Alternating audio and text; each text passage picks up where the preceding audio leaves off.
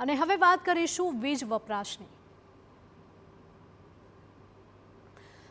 તારીખ સૌથી પહેલા 19 મેની વાત કરીએ તો ત્યાં 257.37 ગીગાવોટ વીજળીનું ઉત્પાદન માંગ કરવામાં આવી હતી। 20 મેએ 200.45 ગીગાવોટની માંગ કરવામાં આવી, જ્યારે 21 મેએ 265.44 ગીગાવોટની માંગ કરવામાં આવી। 22 મેએ 271 ગીગાવોટની માંગ, ત્યારે જૂન માસમાં 283 ગીગાવોટની શક્યતા છે। એટલે કે વીજળીની માંગમાં સતત વધારો થઈ રહ્યો છે અને લોકોના વપરાશમાં પણ તેમ વધારો નોંધાઈ રહ્યો છે।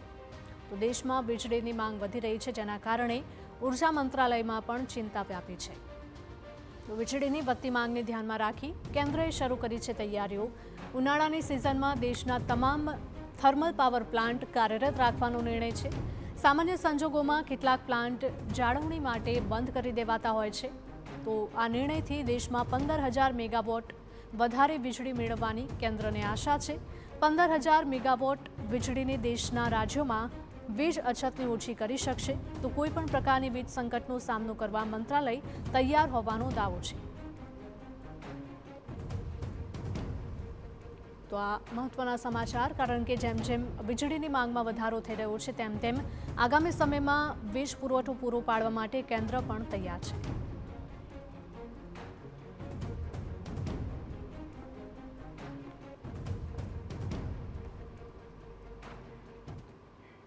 તો આ વીજ સંકટ માટે કયા પ્રકારની વ્યૂહરચના ઘડવામાં આવી છે તેની પણ ગ્રાફિક્સના માધ્યમથી આપણે વાત કરીએ તો વીજ મંત્રાલયની રાજ્યો અને કંપનીઓ સાથે મળીને તૈયારી છે। એટલે કે તમામ રાજ્યો સાથે સંકલન સાધીને આ તૈયારી કરવામાં આવશે।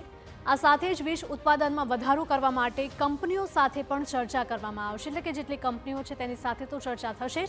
વિવિધ સ્ત્રોતોમાંથી વીજળી પૂરી પાડવાની તૈયારીઓ પણ દર્શાવવામાં આવી રહી છે। તો દિવસે સૌર ઉર્જા ઉત્પાદનોનો મહત્તમ ઉપયોગ કરવા ઉપર પણ ભાર મૂકવામાં આવ્યો છે। તો સાથે જૂન મહિનામાં પવનની ગતિ વધશે તેનો પણ મહત્તમ ઉપયોગ કરીને વીજળીનું ઉત્પાદન શક્ય તેટલું વધારવા માટે પ્રયત્નો કરવામાં આવશે। પવન ઉર્જા ઉત્પાદનમાં વધારો કરવાની દિશામાં પણ પ્રયત્નો હાથ ધરવામાં આવશે। તો આ સાથે જો જરૂર જણાશે તો હાઇડ્રો પાવર પ્રોજેક્ટ્સની પણ મદદ લેવાઈ શકે છે। એટલે કે વધુ માંગ ધરાવતા જેટલા પણ રાજ્યો છે તેમાં વધારાનો લોડ શેરિંગ વ્યવસ્થા પણ કરવામાં આવશે। એટલે કે અમુક એવા મોટા રાજ્યો છે કે જ્યાં વીજળીની મહત્તમ માંગ છે, ત્યાં વીજળીની માંગ પૂરી પાડવા માટે અનેક નિર્ણયો લેવામાં આવશે। તો દેશભરમાં આકરી ગરમીથી હજુ પણ રાહત નહીં મળે। ઉત્તર ભારતના રાજ્યોમાં પ્રચંડ હીટવેવની આગાહી છે। તો ઉત્તર ભારતના 8 જેટલા રાજ્યમાં આજે પણ ગરમીનું રેડ એલર્ટ આપવામાં આવ્યું છે। તો કેટલાક રાજ્યોમાં ગરમીનો પારો 45 થી 48 ડિગ્રી રહેવાની શક્યતા।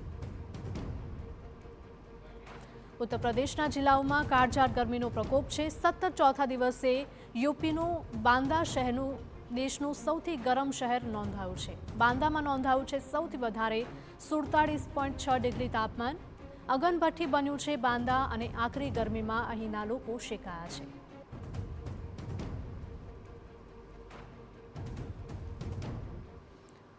તો ઉત્તર પ્રદેશમાં તાપનું ટોર્ચર જોવા મળી રહ્યું છે। બાંદામાં 47.6 ડિગ્રી તાપમાન, પ્રયાગરાજમાં 46.6 ડિગ્રી, આગ્રામાં 46, તો વારાણસીમાં 45.6 ડિગ્રી તાપમાન નોંધાયું છે।